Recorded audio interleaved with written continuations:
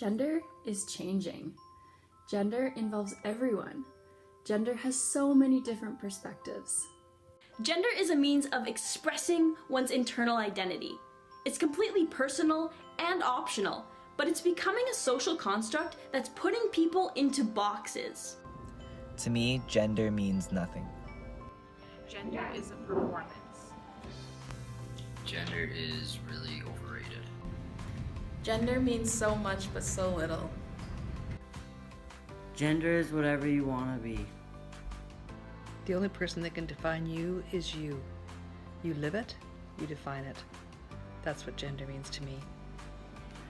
Gender Your Guide has been a real pivotal moment for me in my knowledge about what does gender really mean? Who does gender? What does gender look like, feel like, sound like in our society? How do I fit in with my gender?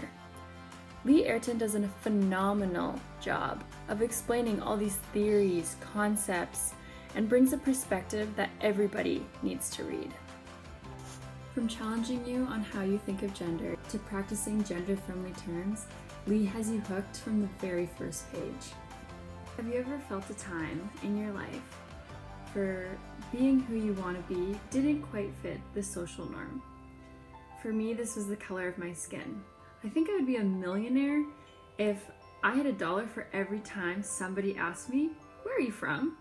Where were you born? Where did you grow up?" And when I tell them that I'm actually from Canada, they ask me, no, like, where are you actually from? Like, where are your parents from? Where are your grandparents from? Like, where are you from? And Lee talks about this phenomenon in their book about calling somebody into question. And I actually want to read a passage of the book that speaks to this because I think it's so powerful and we need to be questioning ourselves on, are we doing this to other people? Are we doing this to ourselves? Lee says, using gender-friendly language and practices is like running a different color up your flagpole. It's a signal of openness and an invitation to others who are generally used to being called into question. Whether this means transgender people like or unlike me, or non-transgender people often told, explicitly or not, that how they look, act, want, or feel has to change.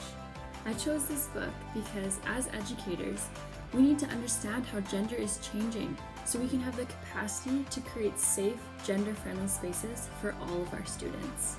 They discuss this word ally has a connotation stuck to it that focuses on the separation and the phenomenon that it's causing harm to others. But in fact, gender is everywhere. Lee talks about how everybody is a gender expert, whether you know it or not.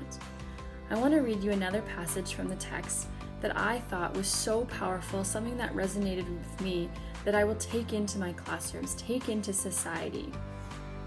Lee says, Gender Your Guide invites you to step into the work because you too have skin in the game, and not only on behalf of other people. From those reasons alone, this is why I believe that implementing gender-friendly spaces into our lives is so important. The purpose of this video was to talk about how Gender Your Guide can be implemented into a social studies class and curriculum. But in my opinion, it's so much bigger than that. We live it. We are the gender experts. And that's why this book is not a one-hit wonder. The way we think about gender is a lifestyle. And how we decide to think about gender and how we understand it is encompassing of who we are as people. Lee takes you on an adventure of reflection, realization, understanding, and action. Their captivating words leaves you with a feeling of empathy, compassion, and an open mind. The 3 things that are going to change this world.